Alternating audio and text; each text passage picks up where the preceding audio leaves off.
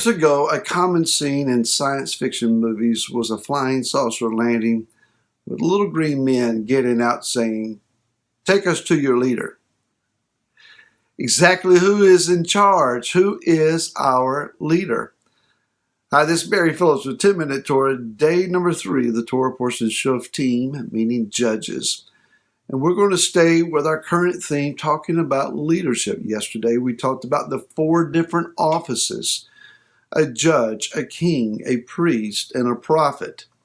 All of these are described. The judges beginning with Devarim, Deuteronomy chapter 16, beginning with verse 18.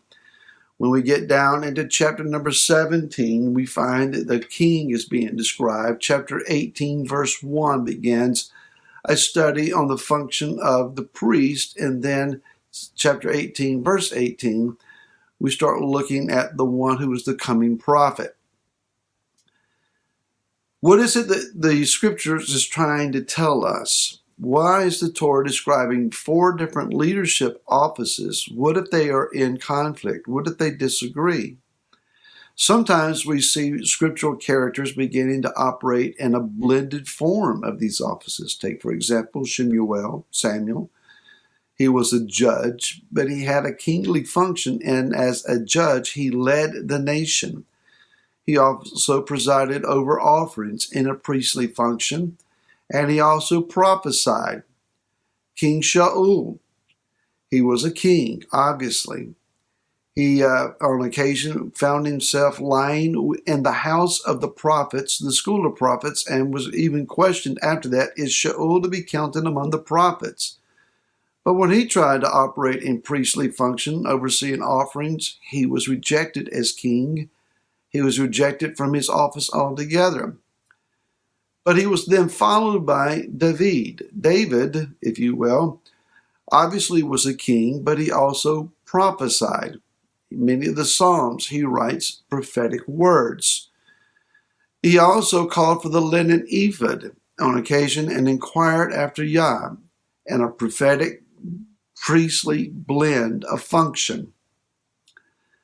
So sometimes the offices can get blended. I believe that what, among many things we can gather from this week's Torah portion, is that we're seeing the offices of these 4 leadership qualities and functions are all found in our Messiah, Yeshua. It is Yeshua who's been revealed to us.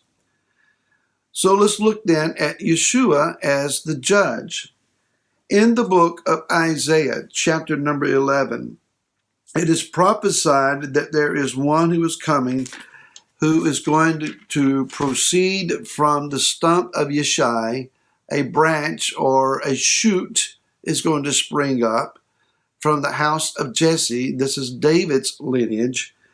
And it says, verse 1, "And a rod shall come forth from the stump of Yeshai, and a sprout from his roots shall be fruitful. The spirit of Yahweh shall rest upon him, the spirit of wisdom and understanding, the spirit of counsel and might, the spirit of knowledge and of the fear of Yahweh." By the way, those are the 7 spirits of Yah that you read about in the book of Revelation. Verse 3, "And shall make him breathe in the fear of Yahweh." Pertaining to Yeshua, then it says, "And he shall not judge by the sight of his eyes, nor decide by the hearing of his ears," which is the way human judges function, but rather to a higher quality of judgment. It says, "But with righteousness he shall judge the poor, and shall decide with straightness for the meek ones of the earth, and shall strike the earth with the rod of his mouth, and slay the wrong with the breath of his lips. And righteousness shall be the girdle of his loins, and trustworthiness the girdle of his waist." So here we have a picture of Yeshua, the shoot of Yeshai, from the house of David, being declared as a judge. In the book of Mark, chapter number 11, Yeshua functions as a judge, looking at the fig tree, finding no fruit there, nothing but leaves. It was not the time of fruit, but there should have been at least blossoms, some indication of life. There was nothing. He cursed the fig tree, and when they passed by a little later, the fig tree was dried from the roots. It's been often taught here that Israel is the fig tree, And Yeshua cursed Israel, rejected them, and then sought to replace them with what we now call the church. That's bad theology and incorrect doctrine. Israel as a tree is always typified as an olive tree. The olive tree is Israel, not the nation of Israel, but the people of Israel. Am Israel is an olive tree. Well, who or what is the fig tree? The fig tree is first mentioned in Bereshit or Genesis chapter number 3, where Adam and Chava sought after their fall to cover themselves with fig leaves. They made a halakhic decision, a judicial decision, a decision based on scripture or understanding. Hark, we're naked, let's cover ourselves. And they did so with fig leaves. The fig tree has come to represent the Sanhedrin court who has the authority to make halakhic decisions. This is what the word says. This is how we apply the word. Halakha, the way you walk. The word means to walk, the way that you walk. They were not making good and righteous halakhic decisions. Matter of fact, in that same chapter, I believe, you will find that Yeshua is cleansing the court in the temple because the halakhic decision allowed for merchandising to take place. You turn my father's house of prayer into a place as a den of thieves, Yeshua says, in my paraphrasing. So he was cursing the standing Sanhedrin court, not Israel. How about Yeshua as the prophet? In Matthew chapter 24, and when you read that chapter, you will find that he listed many items prophetically that will take place in our day, that is, these last days. In Matthew chapter number 7, Yeshua says, many will say to me in that day, Master, Master, open unto us. And he will say, no. That we've prophesied in your name. We've cast out demons in your name. We've done great works in your name. And he will say to them, depart from me, you workers of lawlessness, for I never knew you. That is a prophetic statement. He's operating in the office of a prophet.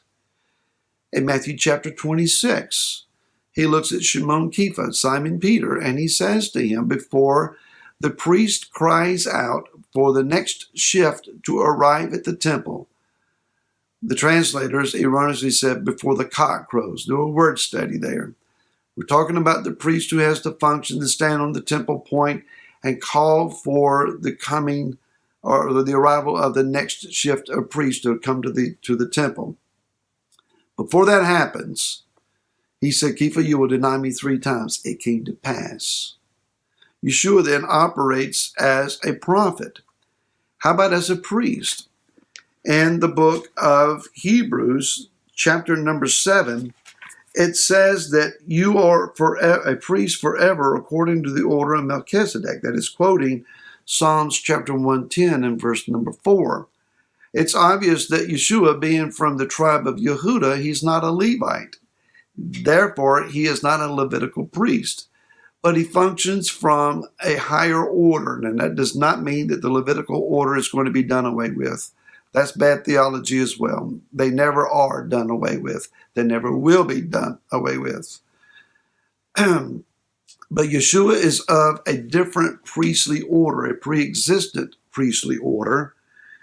And it says in verse number 20, let me see if I can find it here, 25.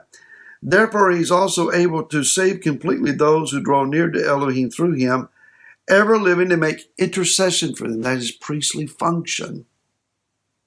Yeshua the King.